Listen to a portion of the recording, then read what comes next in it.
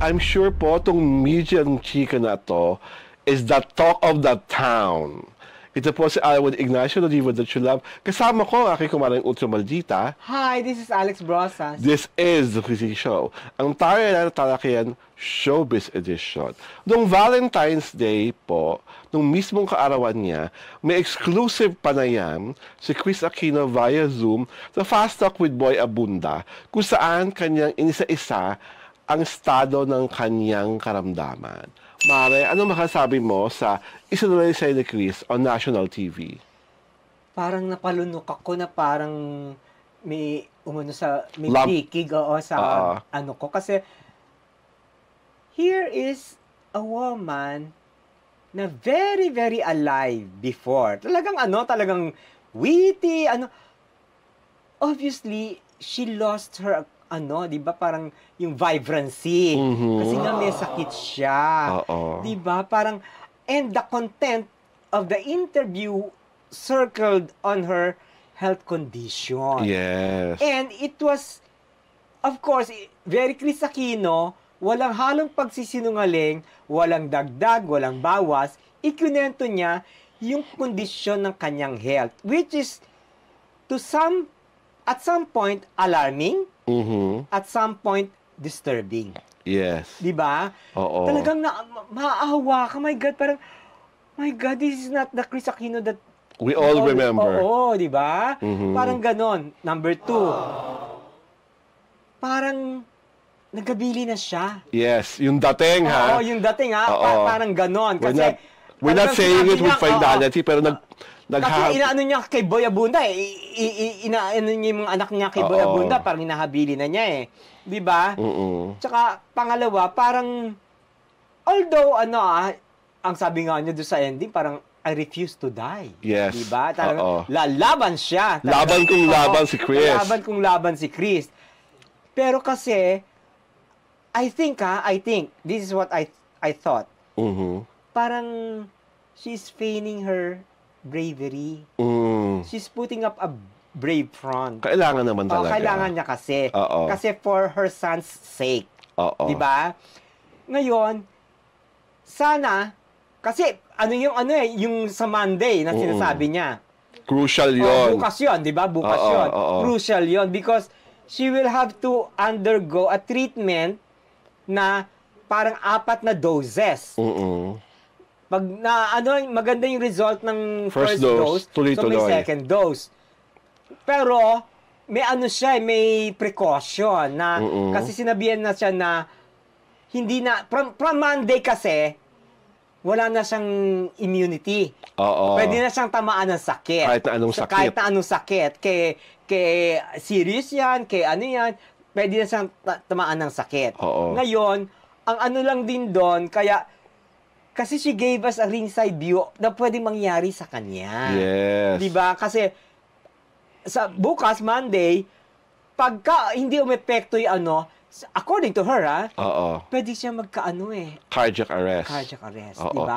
Parang yung reaction ng body niya, diba, will depend on yung i-inject yata sa kanya. Kasi parang baby dose lang muna yung first. Diba? Kasi nga parang from her kwento, namamaga yung labas ng heart niya at yung middle portion. Diba? So yun ang i-address ng mga doctors niya. At pag in-address yun, yung parang, yung laban niya, kasi nga wala na siyang autoimmune system eh. So yun ang parang magiging delikado.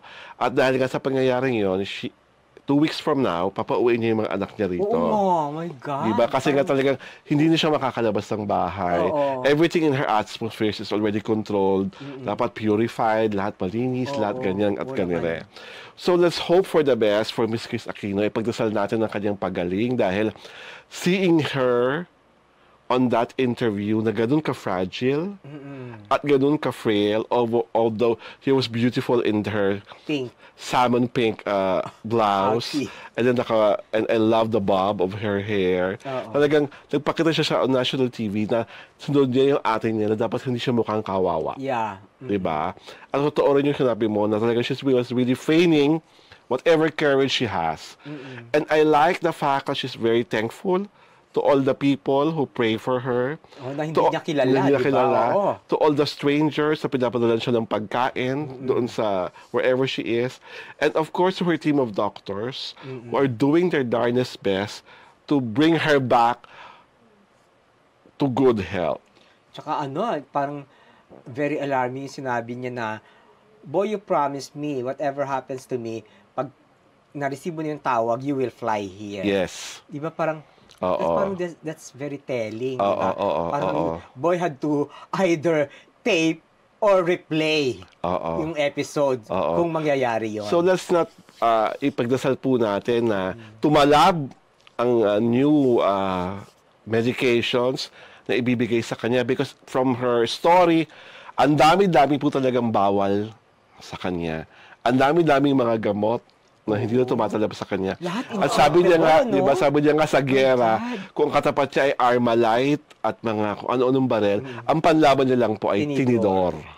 So, ganun kakonti lang ang gamot na tumatalab sa kanya at tinatanggap ng katawan niya. That's her analogy. That's her analogy. So, let's pray for her good health. At feeling ko, she's talagang lalaban talaga siya kasi nga, kinukumit niya na si Boy na para sa kanyang medical expenses. At gusto niya si Boy ang mag-handle ng career ni Bimbi just so in case para nga makakomisyon siya. Diba? That is classic Kris Aquino.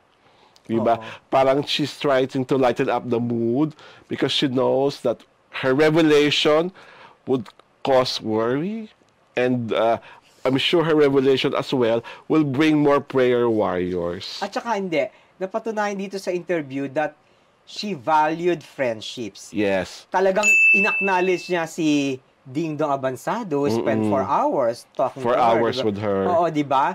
Tapos, si Boy, sa kanya siya nagpa-interview. Kasi ni-reveal niya, originally, it was for Jessica Soho. Di ba? Pero kasi birthday niya Di ba? Tsaka si Boy is the one closest to her. Di ba? It's not Jessica, obviously, di ba? And isa pang maganda niya, aside from the friendships, the valuing of a family, the value of her kids, yung value ng prayer sa kanya. Kasi na-instill sa kanya ni Ma'am Cory na ano sa kanya yun Talagang kasi parang it takes two to tango, the power of prayer, a good team of medical practitioners, of doctors, and then good people surrounding her, her kids, her sisters, the closest of her friends, and whoever is nandyan sa kanya nowadays. Tsaka hindi, tawag dito, siguro naman medyo, baka madagdagan naman ng mahaba-haba pa. Yes, Kaso nga lang, yung expenses the longer it takes to make her di ba? The more expensive it becomes, di ba? More than the expenses, I think kahit umaaray na si Kris sa expenses, ang first and foremost sa kanya is alam niya talagang she should be there for her growing children. Yung bata pa, literal na bata pa si Bim at si Joshua na inamin naman niya na may autism spectrum. Di ba? So talagang her children still needs her. At saka hindi, yung talagang, biruin mo, parang hindi bothered yung mga tatay ng mga bata. Di ba? Parang, ewan ko kung there was a move to reach out to her, pero parang wala akong nabalitaan. Diba? Ayoko nang pag-usapan ng mga faderaka, ng mga Junakis ni Kris dahil parang ibang topic yan, Mars. Pero sana naman, kung meron kayong kahit papadong maitutulong, kahit importante kayong dasal, pero kung meron kayong maitutulong para sa welfare, yung dalawang anak niyong binata, James, Philip, baka naman. Hindi, kasi dapat kahit paano parang they offered na whatever happens, akin si James, si Bimbi, o akin si Joshua, di ba yung ganon? Kasi nga medyo complicated yung relationships ni Kris with her exes. So, at I know also as well na papayagan ng mga Aquino na, di ba? Na ang pangangalaga sa kanilang mga pamangkin ay mapunta sa mga tatay nito. Yeah. So, mahaba at madugong usapin yan. Basta kami po dito sa The TT Show, kami ni Alex, kami sa buong Tribune at sa Diario Tirada, pinagdadasal ang iyong paggaling at paglakas, and we look forward, Chris Aquino, to your grandest showbiz comeback. Ito po si Alwin Ignacio, The River That You Love. Kasama ko ang aking kumparing Ulso Maldita. Hi, this is Alex Brosas. This is The TT Show, ang taray na talakayan Showbiz Edition.